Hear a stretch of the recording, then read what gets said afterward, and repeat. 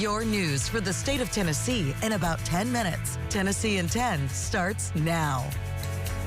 Good Tuesday morning. I'm Holly Thompson. Thanks for joining us for Tennessee in 10. We are first checking in with meteorologist Stefano DiPietro for the latest on our weather, and we do have a bit of good news for folks, Stefano. Yes, we do. We're kind of stepping through a cool down the rest of this week and into the upcoming weekend. Now, temperatures still hang out right around average for most of the rest of the work week, and they'll just dip barely below average come Sunday into Monday, but it's not so much the heat backing off as it will be the humidity through this weekend as well. So your muggy meter will keep things humid today all the way through our Friday, but then as we get into the weekend, the humidity backs off even more, and that's where things will get more comfortable. The reason the humidity will back off more this weekend is because Wednesday night into Thursday, strong cold front comes in, brings us the risk of some strong thunderstorms. The highest risk right now is in northwest Tennessee, but the rest of West Tennessee and parts of Middle Tennessee also outlooked for a strong thunderstorm as well. No tornado threat as of right now, at least not a big one. Maybe an isolated spin up. Hail threat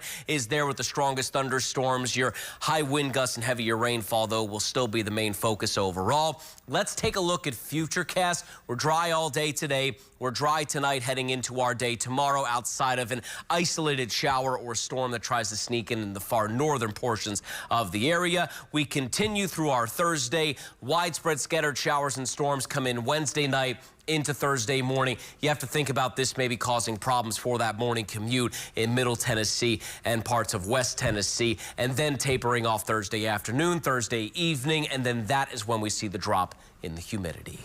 All right, Stefano. Severe storms hit parts of East Tennessee Monday afternoon. We have pictures and video of some of the damage that happened to someone's home out in Oak Ridge. We're about to show you a downed tree tore a hole through a shed.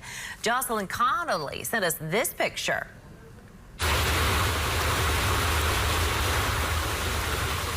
West Knoxville received heavy rain. Brittany Mitchell sent us video that you can see just pouring right here. In Clinton, Tennessee, storms impacting traffic for a bit there. A tree was knocked down near Sinking Springs Road. That photo coming to us from Josh Akers. The city of Nashville is suing the Department of Homeland Security over new election changes tied to federal funding. That lawsuit claims that the administration has, quote, hijacked a grant program to control state and local election procedures. Nashville joined Harris County and El Paso, Texas, as well as the city of Columbus, Ohio, in filing the lawsuit yesterday. Now, this year, FEMA added a new rule that said states who do not comply with some election requirements could lose 20% of grant funding. The lawsuit claims that FEMA does not have the power to enforce how elections are managed. I'm Ariana Poindexter. A 5-year-old boy is dead after his family says he accidentally shot himself in southeast Shelby County yesterday afternoon. The Shelby County Sheriff's Office says Tamir Washington got a hold of a gun around 4:30 yesterday. He was rushed to LeBonner Children's Hospital but did not survive. Deputies detained one man. His connection to the shooting is still unclear. Tamir's mother was in the house when it happened. 1 minute we getting him from school. Homework done at the dinner table, we're eating. Next thing you know, he goes in a room with his brother and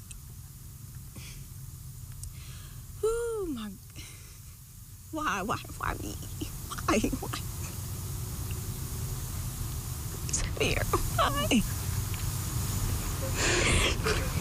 Hide y'all guns, put them up, put them in the safe. Keep them from around your kids, please. The Shelby County Sheriff's Office is investigating. Now, there are free 15-inch cable gun locks available, and these fit most shotguns, rifles, and pistols. You can pick them up at Tennessee Highway Patrol headquarters or any driver services center. Metro Police also has them at their headquarters and precincts. They're also available at Vanderbilt Medical Center. Flock cameras or license plate readers are highly debated these days. We know another East Tennessee law enforcement agency has stopped using them. The Sullivan County Sheriff's Office says they're suspending use of flock cameras in the county until further notice. They received 10 of them. They say they have them set up along state highways. Sheriff Jeffrey Cassidy says the future use of LPRs should be up to the public. He asked county commissioners to consider putting a referendum on the ballot so that voters can decide.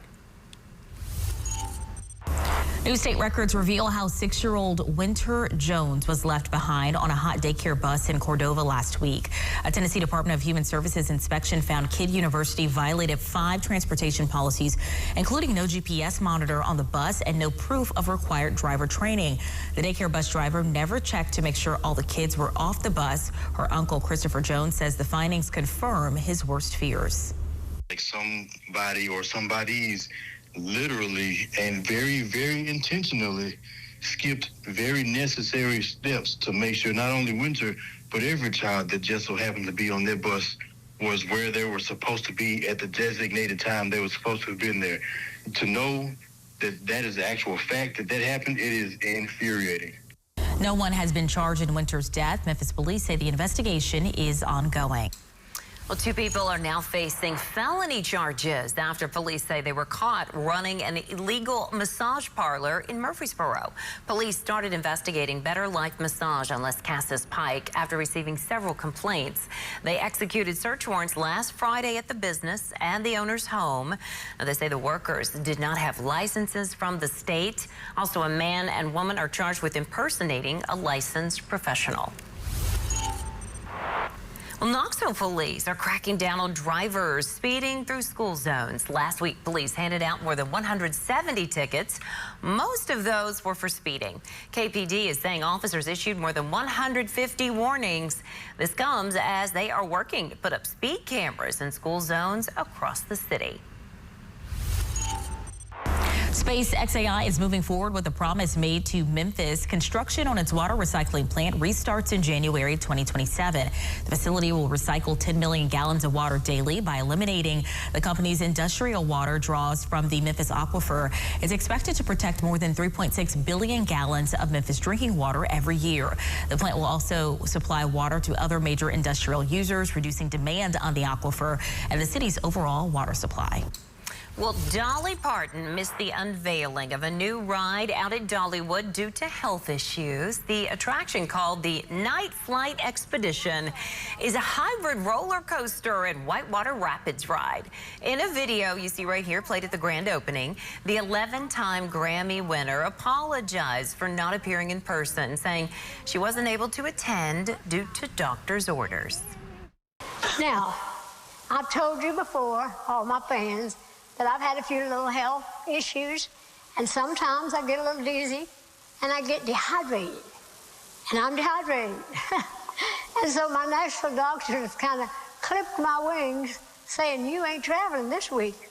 So I guess if your doctor tells you you ain't traveling this week, you ain't traveling this week. Oh, we love you, Dolly. Now, in the meantime, Dolly says she is keeping busy by working on other projects like her Life of Many Colors Museum and a Broadway show that's based on her life and music. Well, thanks for watching Tennessee in 10. Enjoy your Tuesday, everybody.